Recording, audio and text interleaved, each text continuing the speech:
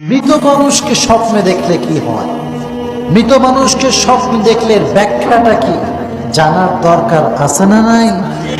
অনেক সময় দেখবেন স্বপ্নে আপনার বাবা মরে গেছে, মারা গেছে, স্বপ্নে বাবা সাক্ষাৎ করতে আসে।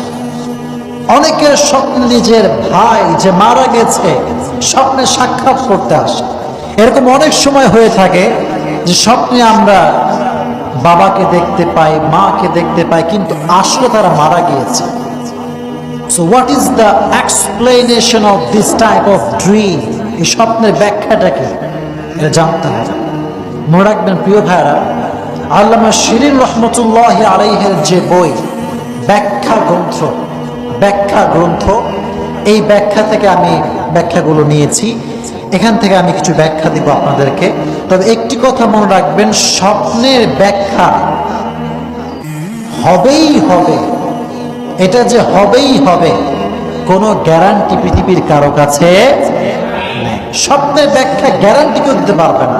তবে হ্যাঁ, পসিবিলিটি মানে হতেও পারে, নাও হতে পারে, হতেও পারে, নাও হতে পারে, দুইটাই সম্ভাবনা রয়েছে।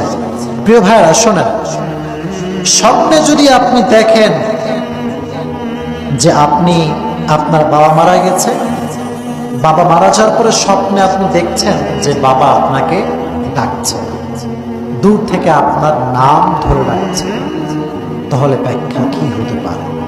এক্ষেত্রে খাওয়াব নামায় ব্যাখ্যা এসেছে, যদি মৃত মানুষ কোনো ব্যক্তিকে স্বপ্নে এসে ডাকে, এর ব্যাখ্যা হচ্ছে সে বুঝে নেবে তার সময় বেশি একটা বাকি নেই, তার সময় বেশি একটা বাকি নেই, হয়তোবা তাকে খুবই দ্রুত রবের কাছে ফিরতে হতে পারে।